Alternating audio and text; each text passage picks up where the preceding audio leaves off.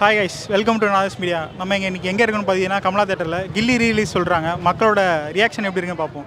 வாங்க போகலாம். கில்லி வைப் எப்படி இருந்துச்சு ப்ரோ? கில்லி வைப் எப்படி இருந்துச்சு ப்ரோ? நல்லா தான் ப்ரோ இருக்கு. தேங்க்யூ. வைப் எப்படி இருந்துச்சு?